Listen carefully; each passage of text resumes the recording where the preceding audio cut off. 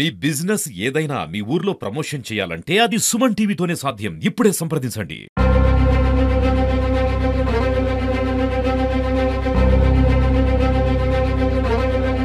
Welcome to Suman TV. నేను మీ మునుస్వామి. గోనెగండ్ల ప్రభుత్వ ఆసుపత్రిలో పాములు సంచరిస్తున్నాయి. గత 2-3 నెలలుగా విపరీతమైన పాములు ఈ ఆసుపత్రి ఆవరణలో సంచరిస్తున్నాయని ఇక్కడ పాములు పట్టిన అజీజ్ ఉన్నారు. పాముల గురించి అడిగి తెలుసుకునే ప్రయత్నం చేద్దాం. అజీజ్ గారు, ఇక్కడ మీరు పాములు పట్టినారంట, ఎన్ని పాములు పట్టారు? అవును సార్, మేమైతే ఇక్కడ పాములు అయితే సుమారుగా అంటే ఒక 10-15 పాములు పట్టింటాము.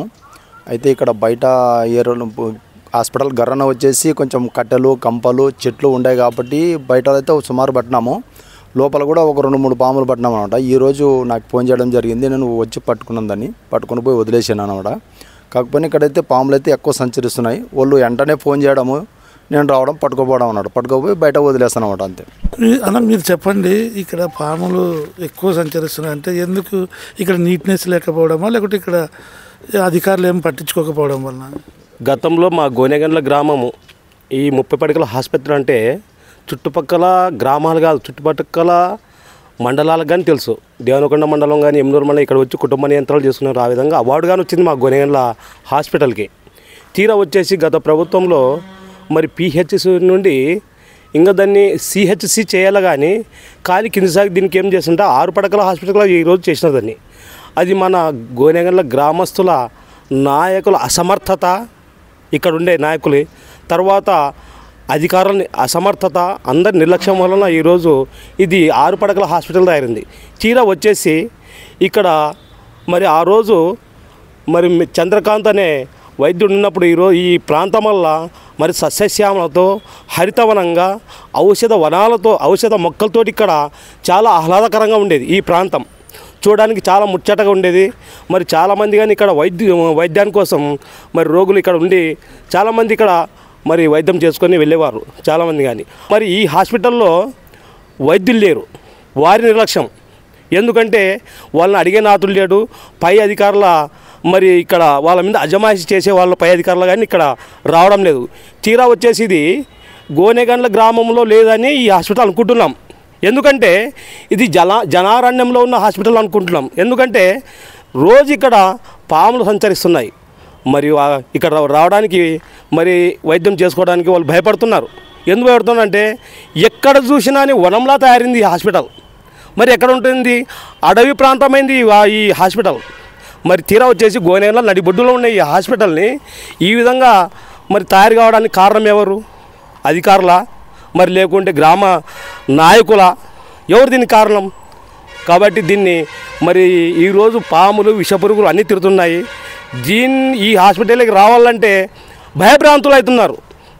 ఆ రోజు మరి వైద్యానికి చాలా ఆహ్లాదంగా రోజు ఇక్కడ వైద్యం చేసుకొని పోయేవాళ్ళు ఈరోజు గోనెగండ్ల హాస్పిటల్ అంటే అక్కడ పాములు సంచరిస్తున్నవి, విషనాగులు ప్రవహిస్తున్నవి అనే ఒక వాదన ప్రజల్లోకి వెళ్ళిపోయింది.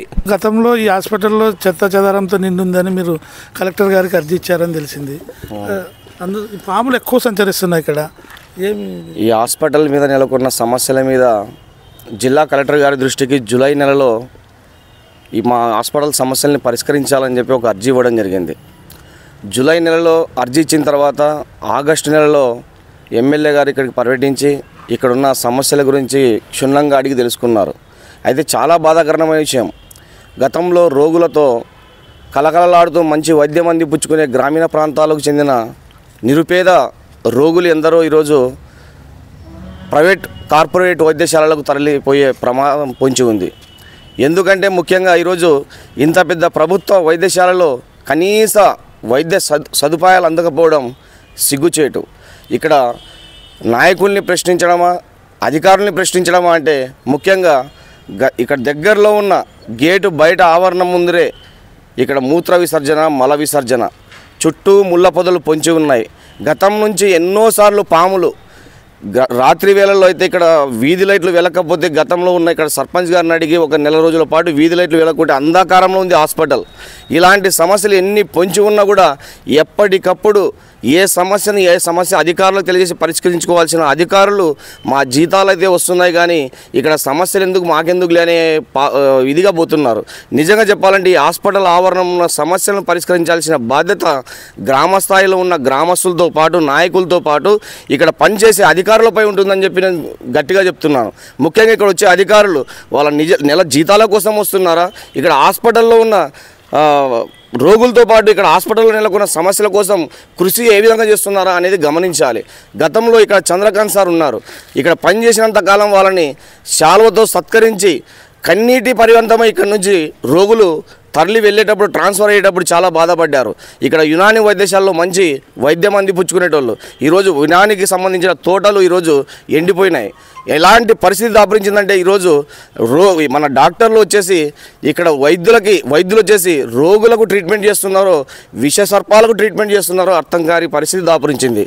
కాబట్టి దయచేసి ఇప్పటికైనా స్థానిక నాయకులైతేనేమి, పై అధికారులు అయితేనేమి, ఇక్కడ స్థానికంగా వైద్యం అందించే సిబ్బంది అయితేనేమి ఇక్కడ స్థానిక సమస్యల్ని అన్ని తాలూకు సంబంధించిన అధికారుల దృష్టికి తీసుకెళ్ళి సత్వరమే ఇక్కడ నెలకొన్న చెత్తను పరిసరాలను శుభ్రం చేసి మా హాస్పిటల్ని పై స్థాయికి పెంచేలా మంచి వైద్యం అందించేలా కృషి చేయాలని చెప్పి మేము గ్రామస్తులుగా కోరుచున్నాం. నా పేరు గానిగ భాష. గతంలో చంద్రకాంత్ అనే వైద్యుడు ఇక్కడ పనిచేసే సమయంలో ఔషధ మొక్కలతో ఈ ఆసుపత్రి చాలా అద్భుతంగా పనిచేసేదని, ఇప్పుడు పిచ్చి మొక్కలతో ముళ్ళ పొదలతో నిండి ఉందని, ఇక్కడ ఉన్న ఆసుపత్రిలో వైద్యులు కూడా నిర్లక్ష్యంగా వ్యవహరిస్తున్నారని ఇక్కడ ఉన్న గ్రామస్తులు తెలుపుతున్నారు. కెమెరా పర్సన్ శేఖర్తో మునుస్వామి, సుమన్ టీవీ, గోనెగండ్ల.